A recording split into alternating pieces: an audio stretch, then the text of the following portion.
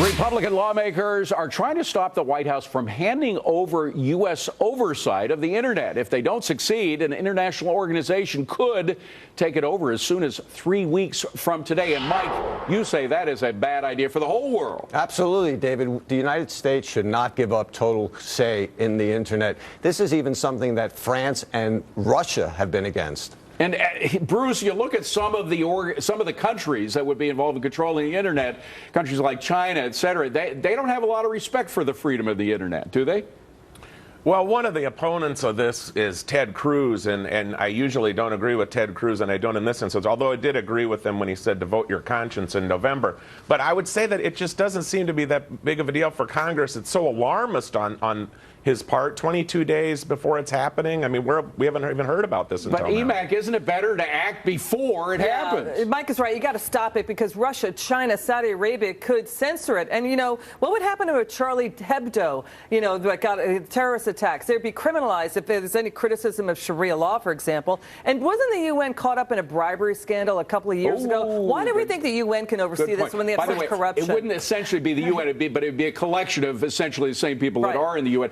Rich, is this an opportunity for Donald Trump maybe to go to Silicon Valley and say, hey, look, you guys, this is what the other team is planning for you?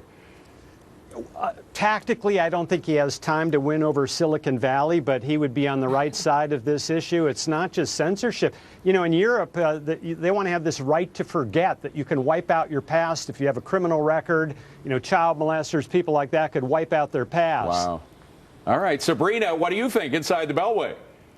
Well, yeah, I mean, on top of it all, first of all, I thought this was like a headline out of some science fiction movie. It seemed a little bit strange to me. But there's no citizen voting body that has any kind of control over the United Nations or any international organization like that. So we would almost certainly see it come at odds with our own U.S. Constitution, which has me concerned. And, Steve, beyond the issues of freedom, there's the issue of the spontaneity of the Internet and how that melds so beautifully with the entrepreneurship that has been applied to the Internet. I mean, think of the trillions of dollars it's created. That's right, and that's why you want that flexibility there to grow organically instead of these bureaucrats on top trying to control it, because you'll find more and more uses for it.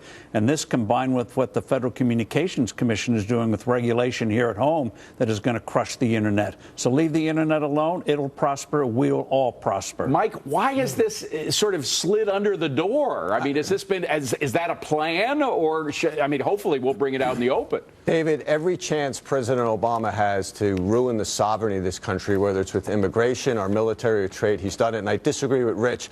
Trump can take this to the American people and point out the fact that we should not give this up. Okay. Got to be the last word, first and last word from Mike Ozanian. Coming up, 7 in 10 people in a new survey say they plan on working after retirement. A lot of them because they can't afford to quit. Perfect time for our Informers picks to help you retire whenever you want.